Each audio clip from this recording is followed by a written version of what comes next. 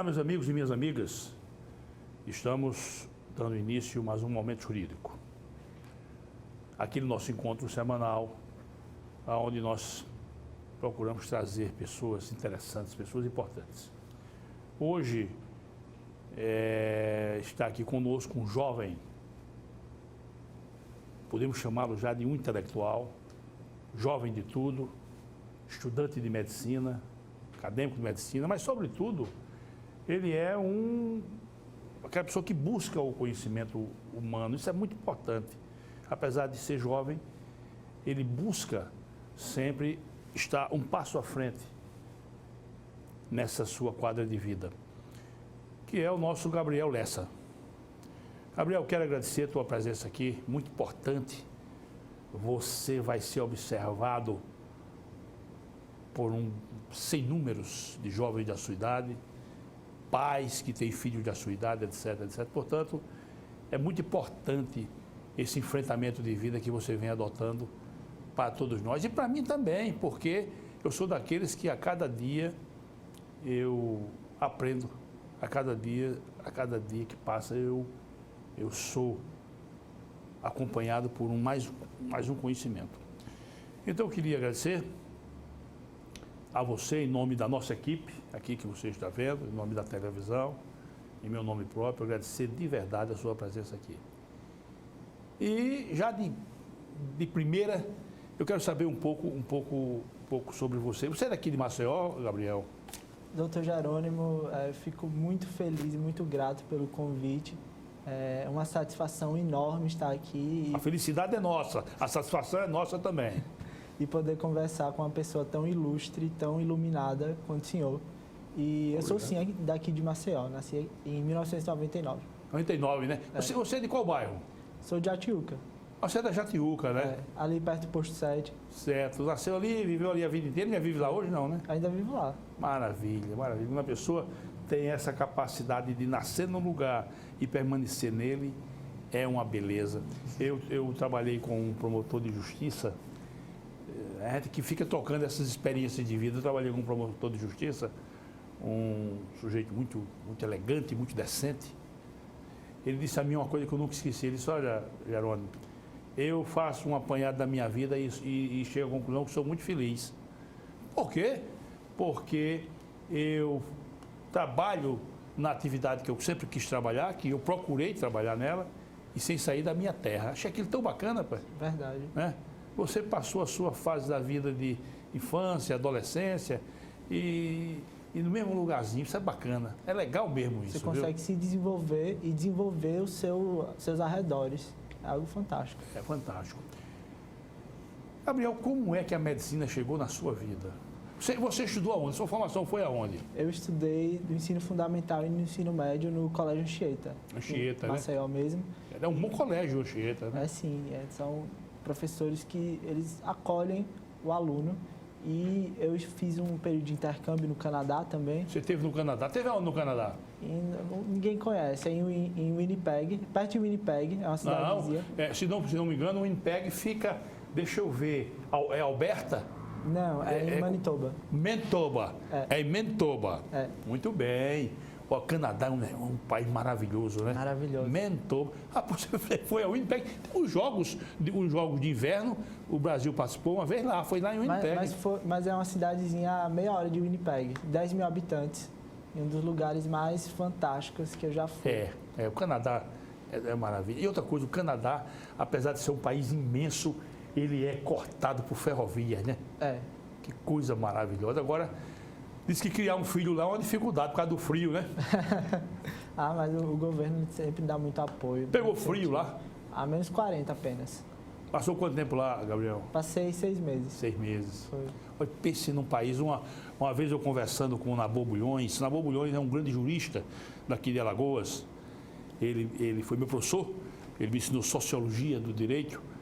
E é hoje uma celebridade nacional como advogado. Mas uma vez eu conversando com ele tinha vindo do Canadá. Eu disse assim, Nabor, me diga uma coisa. Me diga o que é o Canadá numa frase. Aí ele disse, eu tenho a capacidade de gravar as coisas de uma vez só. Ele disse: olha, Jerônimo, no Canadá, nunca esqueci disso. o Canadá é os Estados Unidos sem o problema dos Estados Unidos. Eu concordo plenamente. Não é, né? É. Você chegou aí lá em algum shopping subterrâneo? Cheguei, mas não em Winnipeg, mas em Montreal. Sim, Montreal, né? Montreal. É também fantástico, é uma cidade única, né?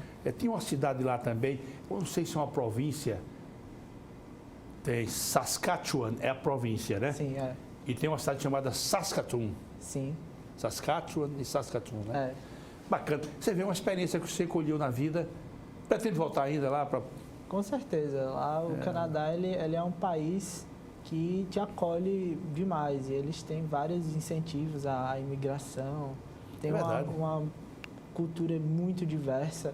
Então, é um país, assim, com bons olhos no futuro. Porque ele consegue congregar, ele valoriza muito a questão da educação. Como na Borbulhões muito bem falou, não tem os problemas que os Estados Unidos têm. Essa frase ficou marcada para mim. O Canadá é os Estados Unidos sem o problema dos Estados Unidos. Achei bacana aquilo. E uma outra coisa, eles são altamente receptivos à imigração. São. Né? A imigração qualificada. Qualificada, né? Aí eu já aproveito aqui, Gabriel, a gente dá nessa conversa agradável aqui. Eu, quando era advogado, eu tive um cliente, já faleceu. Rapaz, ele sofreu um acidente, Gabriel, uma coisa... O carro não chegou a virar, só fez assim.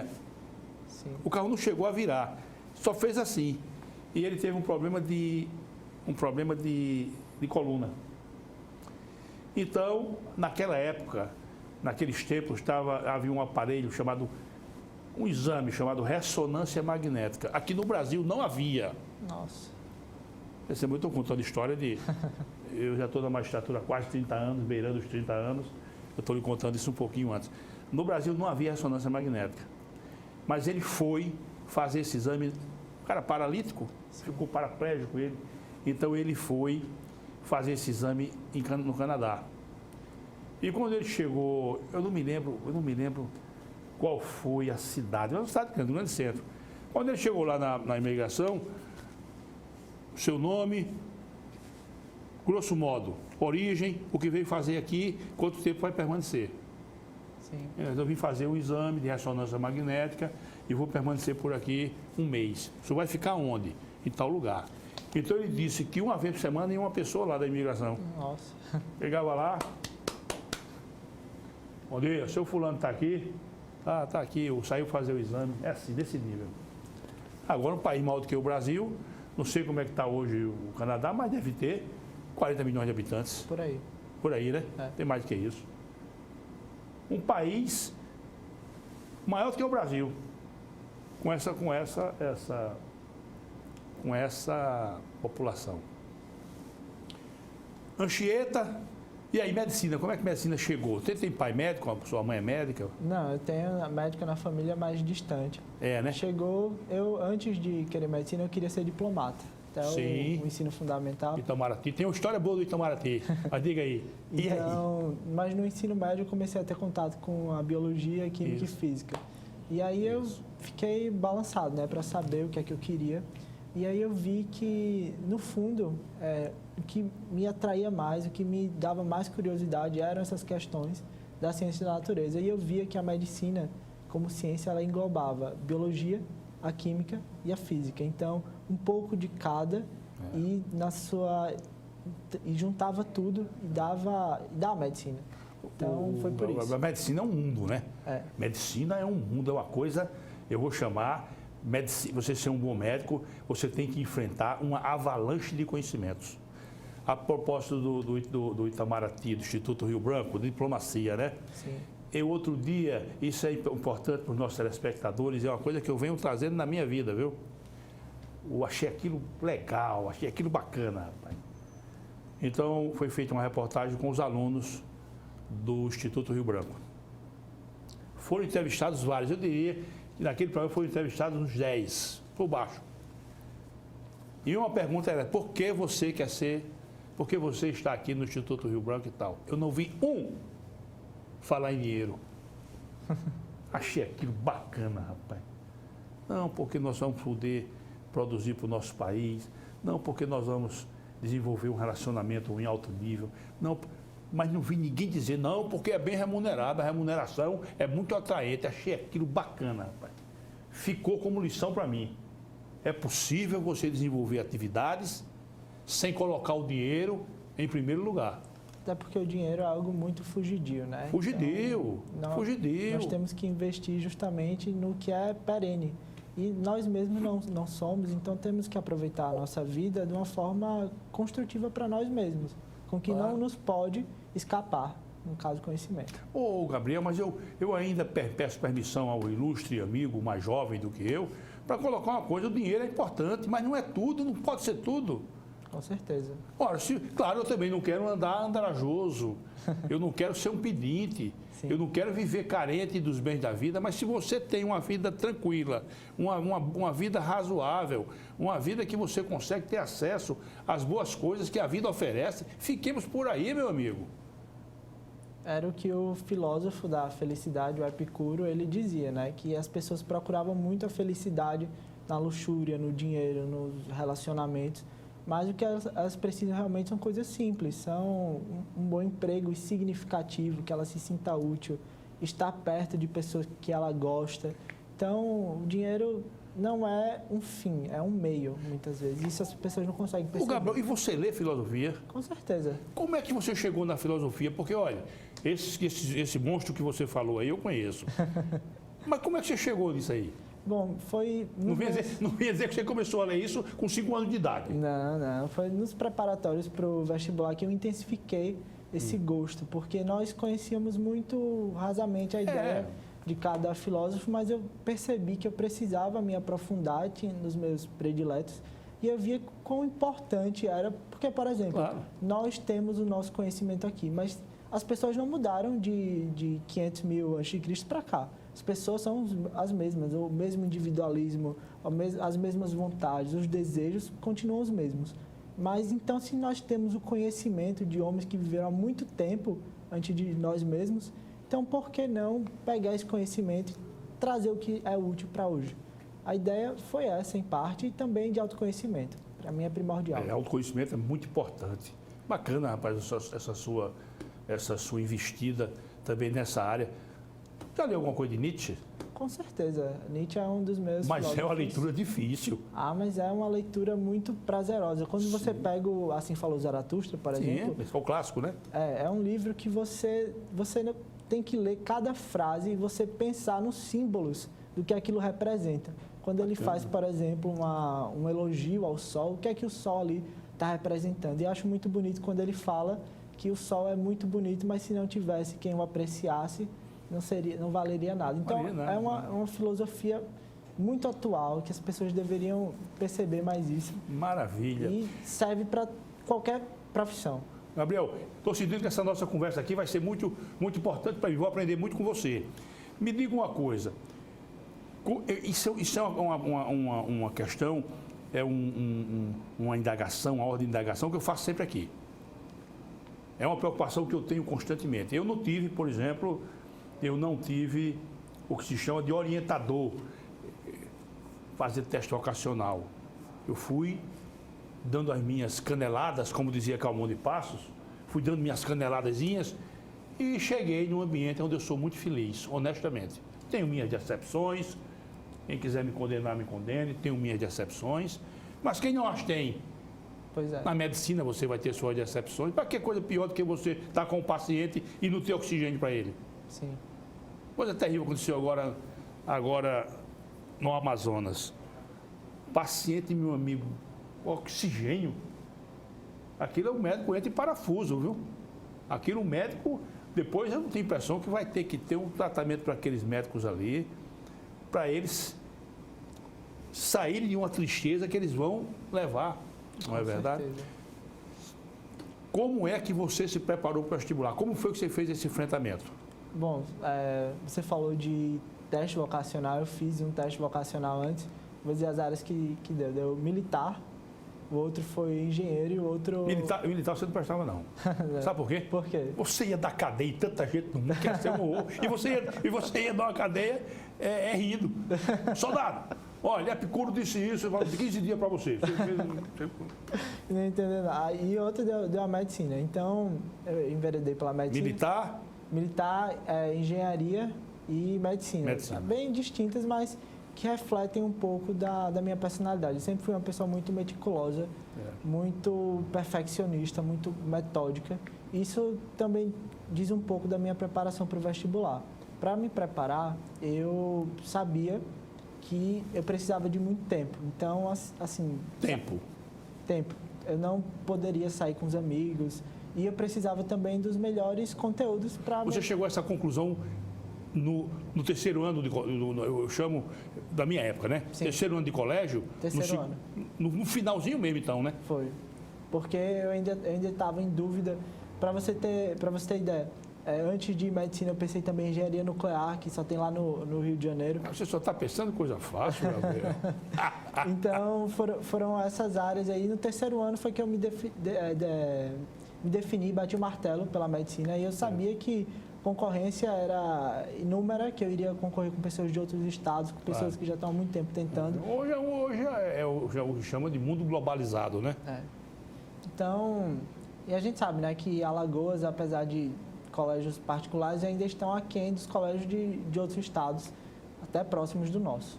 Então, eu sabia que eu precisaria de muito tempo, precisaria me focar totalmente, precisaria de um bom conteúdo. Então, o que eu fiz foi no terceiro ano, eu prestei o vestibular e não passei. Nesse ano, que sucedeu o terceiro ano, eu estudava todos os dias, 10 horas por dia. Certo.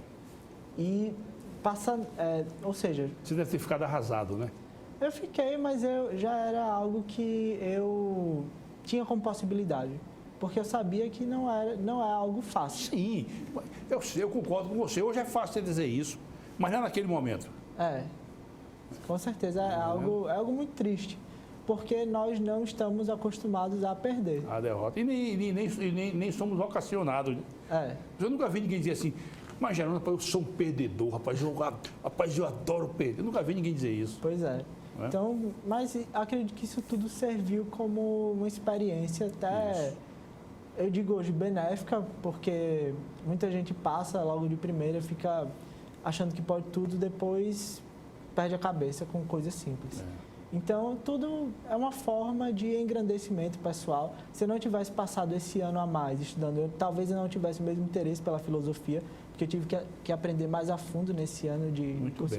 E várias outras ciências. Não teria uma matemática tão boa quanto eu tenho hoje, por exemplo, que sempre foi a matéria que eu menos gostei. Então, eu aprendi, primeiro, a otimizar meu tempo e valorizar o que tem que ser valorizado. Ou seja, o que eu não sabia era o que eu estudava. Então, foi basicamente assim. Foi uma rotina que eu digo muito sinceramente, eu não desejo a ninguém passar por isso, todo esse processo de um ano, vendo os amigos pouquíssimas vezes, 10, 12 horas por dia, trancado numa sala estudando, que o nosso sistema educacional, infelizmente, ainda nos proporciona, porque o sistema educacional brasileiro ainda é um sistema que remete ao prussiano. Está tendo algumas mudanças agora no ensino médio, felizmente, mas o vestibular em vários países já não existe mais. Então, é algo a ser repensado pelo sofrimento psicológico que cria no estudante e que persiste não apenas na faculdade, mas em sua vida adulta. Você vê vários estudantes usando remédios para manter a concentração, criando vícios. Então, é algo que eu sempre falo, não desejo a ninguém, mas se é o seu sonho, se é necessário, hoje é o que você tem que fazer. E outra coisa, você falou aí, eu estou pegando somente essa informação, é o indivíduo manter acesa a chama vou chamar de sonho, ou da expectativa que ele tem. Ele não pode ter um insucesso e é preciso que tenha também um apoio muito grande dos seus pais, eu acho que você teve. Isso é muito importante, o apoio dentro de casa, né, dos pais, isso é coisa bacana. Eu também penso como você. Eu acho que eventual insucesso, você tem que ter pessoas ao seu lado para que lhe elevem. Né? E você próprio tem que ter essa cabeça boa para... Olha, eu conheço casos, é muito triste o que eu vou dizer, eu conheço casos aqui, graças a Deus que eu não vi falar mais nisso, de estudantes que tiraram a vida. Estou dizendo no plural, pelo menos uns 3. Eu tomei conhecimento que perderam no vestibular e não suportaram. Mas é uma pressão social, familiar, muito grande. E por isso que eu falo, eu não desejo a ninguém, mas é bom que se tenha em mente que se precisa de um apoio multifatorial, um acompanhamento com psicólogo, manter as atividades físicas em dia. Isso é algo que eu recomendo muito. A gente sabe que aumenta níveis de hormônios que vão deixar você mais disposto para estudar. Então, equilíbrio é a palavra-chave. Você conseguir esse seu sucesso. E atrás de todo sucesso tem muitos fracassos. Tem muitas horas que você vai achar que não vai conseguir, mas eventualmente com a persistência, e essa é a palavra, persistência, resistência, que esse é um teste de resistência, se consegue. Bacana, é isso mesmo. Acho que você está certo. Eu ainda vou aqui buscar nas minhas memórias, passou por aqui um grande jurista, passou por aqui conversando conosco, e ele disse uma coisa que também ficou marcante. Não precisa anotar não, ele disse, eu gravei. Vontade sincera. Você quando parte para o empreendimento, você no curso médico, o Paulo na engenharia civil, o Francisco no Instituto Rio Branco, por aí vai, ele tem que ter uma vontade sincera. Quer dizer, é uma energia intrínseca, né? Que ela brota espontaneamente, vontade sincera. Adorei essa expressão. Tudo na vida tem que ter o que se chama de vontade sincera. Não é verdade? Concordo.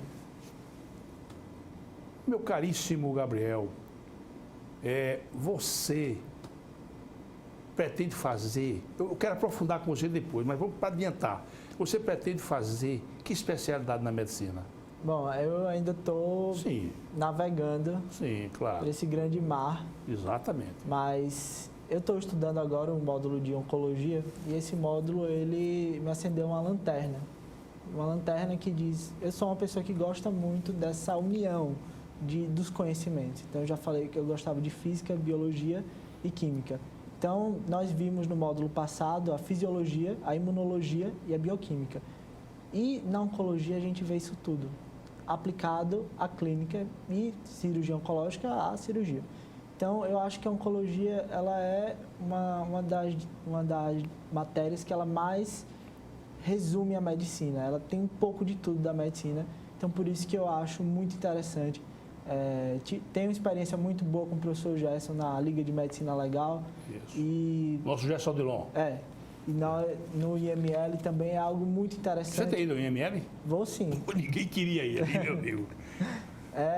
Muito Você tem dado uma passeadazinha por lá, eu nunca mais vi um morto, vamos embora para lá. É interessante porque você faz até uma análise da nossa brevidade de vida. Sim. E quão lépidas as coisas são e qual momento a gente está aqui, no outro a gente pode não estar. Também é bom de se refletir quando nós acompanhamos os casos de corpo de delito, quanto essas brigas, essas confusões geralmente acontecem por um motivo muito pequeno. Né? Então, é bom, tanto nesse lado mais de pensamento filosófico, por que não, quanto na medicina, porque a medicina legal, ela engloba também todas as áreas da medicina. Se um paciente do corpo de delito ele quebra algum osso, a gente tem que saber anatomicamente, a gente tem que saber das patologias. Interpretar um raio-x, interpretar uma ressonância. Quando se abre o corpo lá para fazer a necrópsia, temos que localizar tudo, precisamos da patologia para ver se algo está alterado, qual foi a causa da morte. Então, eu acho também muito interessante. Você fala aquela incisão mentoxifopúbica. Exato, essa mesmo. Não, eu estou dizendo isso que aqui tinha um advogado, e ele já faleceu e não interessa o nome dele, mas ele aqui acolá nas audiências, ele colocava o juiz e o promotor em situação de grande dificuldade. Estava lá a audiência e ele dizia assim, excelência, pela ordem. Aí, pois não, foi feita a incisão mentoxifopúbica, aí era pego de surpresa a pessoa, porque... E está lá, né, naquele papel, inclusive, não sei se hoje é assim, que ele já vem timbrado. Analisado os sinais externos, feita a incisão mentoxifopúbica e tal. É assim que o médico coloca no laudo. Exatamente. Você falou essa questão da transição. Eu nunca tinha pensado nisso, né? Você quando vê lá um corpo, você tem vem essa luzinha, né, da transitoriedade humana, né? Sim. Como é fútil, às vezes, o egoísmo humano, né? Bom, os romanos, você gosta muito dessa questão, os romanos, eles trabalhavam muito essas questões de princípios, né? Sim. Então, eles cunharam a frase, eu digo, a civilização romana cunhou uma frase, que é uma advertência. Aqui e acolá eu me vejo com ela na minha lembrança. Diziam os romanos, memento homos, pulvis exeste et pulvis reverteris. Memento homos, lembra-te, ó homem, pulvis est, você é pó, et pulvis reverteris, e para o pó há de voltar. Então lembra-te, ó homem, que és pó, e para o pó, e pó há de voltar. Perfeito. Isso a gente tem que pensar. Eu acho isso importante, Gabriel. Você está no caminho certo. Tem um livro de Sêneca chamado Sobre a Brevidade de Vida. E aí, voltando... Conheço esse livro? Os romanos, então, ele fala nesse livro basicamente que as pessoas reclamam muito, que tem pouco tempo, mas as pessoas, elas, na verdade, não conseguem aproveitar o seu tempo. E aí a gente estava falando de dinheiro, qual é a moeda que tem o maior valor? É justamente o tempo, porque não se pode comprar. Então, muitas vezes nesse livro tem uma citação que ele diz que os médicos trabalham para os seus doentes, os advogados para os seus clientes, os engenheiros para as suas obras. Quando é que nós vamos trabalhar para nós mesmos? Então, temos que ter... Quem é que faz essa colocação? É o Sêneca. Sêneca, né? Então, temos que ter essa reflexão, né? De será que estamos vivendo a nossa vida para nós mesmos ou para algo que a sociedade quer que nós façamos? Tem uma coisa interessante, eu não sei se eu vou dizer alguma bobagem, mas se eu disser, já estou pedindo desculpas. Eu estive em Natal há uns anos atrás e havia um livro de um desembargador lá vendendo, até tinha falecido o desembargador, mas um livro bem interessante. Aí eu vou comprar esse livro. E comprei um livro, chama-se Trava-Língua, já falar nisso? Já. Pois é. Então, logo quando você abre o livro dele, tem assim mesmo, ó. O tempo perguntou ao tempo quanto tempo o tempo tem. E o tempo respondeu ao tempo que o tempo tem tanto tempo quanto o tempo tem. O tempo tem. Quer dizer isso de uma vez só? Eu acho que é por aí, né? É. Quanto tempo? Qual o nosso tempo, né? Exatamente. Bacana. Mas vamos voltar para a oncologia. Sim. Você está acompanhando o nosso Gerson Odilon na medicina legal. Sim. Já fez a exumação? Já presenciou a exumação? Não, ainda não. Não, mas não deixe não, viu? Certo. Estou dizendo para você porque, por exemplo, na minha turma de direito, eu estou dizendo aqui, estão tanto, ninguém queria não. E eu um dia procurei o nosso saudoso doutor Duda Calado, eu me lembro, sabe? Encontrei com ele, humildemente, eu era um rapazinho, aí peguei lá, doutor Duda, eu sou da licença, pois não, olha, eu sou estudante de direito, e eu paguei medicina legal 2 vezes. Foi, paguei no curso médico e paguei no curso de direito. Eu nunca vi uma exumação, eu queria acompanhar o senhor numa exumação, ele disse assim para mim, disse, olha, nós temos uma exumação em Murici, vamos dizer que eu tivesse me encontrado com ele domingo, na quinta-feira, o senhor me leva? Se levo. Olha, você na quinta-feira fica aqui, numa esquina que tinha ali na pé da Fênix, ali tinha um carrinho de lanche, um passaporte. Fique aqui que eu vou passar por aqui 5h30 da manhã. Aí aquilo ficou na minha cabeça. 5h30 da manhã me acordei, tomei meu banho, coloquei a roupa, dinheiro não tinha, fui caminhando de carro para lá. Cheguei lá, daqui a pouco chegou aquele carro preto, feio. E aí eu fui com ele, caladinho ali, ó, e fui assistir a exumação. Foi uma coisa decepcionante. Acho que eu já contei isso aqui. Foi decepcionante, mas eu tinha também essa busca do conhecimento. Né? Porque hoje melhorou muito. Hoje melhorou muito. A medicina legal melhorou muito, mas eu sou da época que abria o crânio, não era o caso lá, com um porrete. Pá, pá, pá. Nossa. Quer dizer, uma coisa, aquilo que você, a expectativa que você tinha. Sim. E como é que está a sua relação com o Gerson Odilon? Você se encontra com ele periodicamente? Como é isso? Nós temos as aulas da Liga, que elas são semanais, e ainda temos encontros no IML. Funciona assim. Você já pagou essa cadeira, Medicina Legal? Não, ainda não. É só no 8º período. Lá no fim, né? É. Então, funciona assim. Tem aula toda semana, então nós temos uma aula com ele sobre algum tema. Por exemplo, a aula desta semana, que vai ser amanhã, Sim. será sobre a asfixiologia. E domingo nós iremos nos reunir no IML. Mas Domingo? Domingo. Que é... Fora, desculpe, Gabriel. Fora você, quem é que vai mais, né? O Gerson vai? Vai, sim. Ah, ele também vai? Vai. Domingo. Domingo.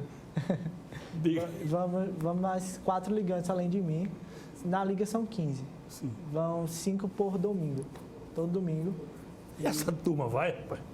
Vai sim. Eu vou checar esse negócio. Olha, domingo, Instituto Médico Legal. No carnaval ainda, para melhorar.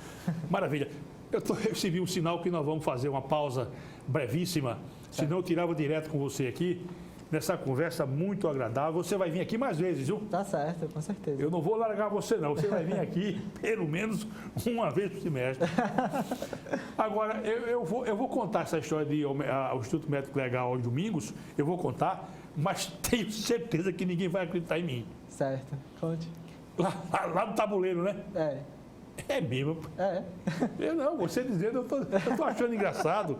É porque dia de aula, quando eu estava na faculdade, aí o professor, olha, vamos nos reunir no Instituto Médico Legal para assistir um autoexame cadavérico. Aí quando o professor parou, terminada a aula, aí aquela enxurrada de gente, correu o professor, e professor, o senhor não fica com raiva não. O senhor pode me liberar, porque eu tenho mãe doente. Mãe doente. Aí o outro dizia, doutor, eu ia pedir para o senhor me liberar também. No meu caso é que eu tenho mãe velhinha. Aí fica tudo pedindo para liberar. Pedindo para liberar para não assistir a aula. Bacana, Gabriel, bacana. Meus caros telespectadores, voltamos já.